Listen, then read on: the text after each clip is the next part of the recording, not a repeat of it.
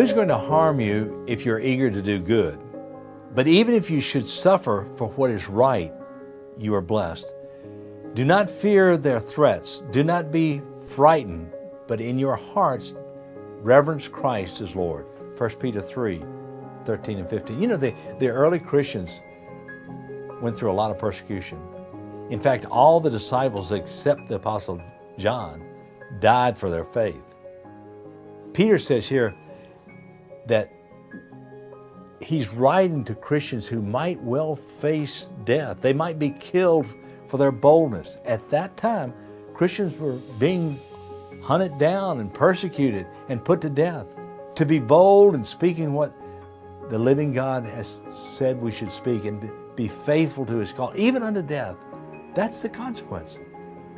Whether our courage to do what is right puts us in a life-threatening situation or just makes us a little bit uncomfortable, we have in this verse a key to finding such courage: reverence for Christ as Lord. See, when I know that Jesus is Lord of every area of my life, He gives me boldness. He gives me courage. Because, see, I have an option. And if you know Christ, you have an option. I don't have to live, I can die. In the day when Romania was still under communism, the government persecuted Christians. I stood in a local official's office with my friend Peter Gulescu. He had been jailed before. They'd threatened to kill him. They'd beaten him. There was more threats that came his way. The communists wanted to get rid of him. Yet in that office, when he was warned against preaching, he pounded on the desk and said, "We will obey God." That taught me so much.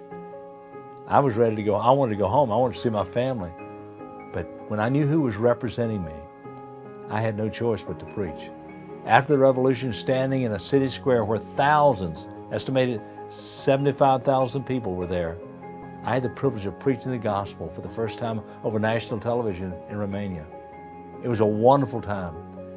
Yet at the end of my message, machine gun fire broke out, and I thought it was it. I thought, this is it. It's crazy what you think. My first thought was, Lord, help us, we've been attacked. My second thought was, thank God I'm in the middle of this crowd. My third thought was, I'm probably going to get trampled to death. But the guy standing next to me, a general, said, "Salute to the dead, salute to the dead."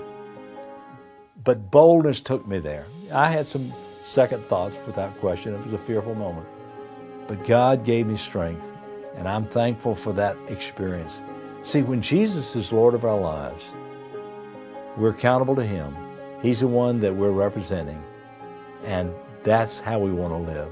We're citizens of a heavenly kingdom, and He holds all authority. He created it all. He has gone to prepare a place for it. I know that I'm going to be with Him. Have boldness to stand strong for Him and represent Him well.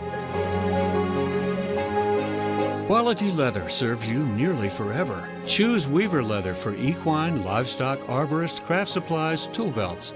Visit weaverleather.com.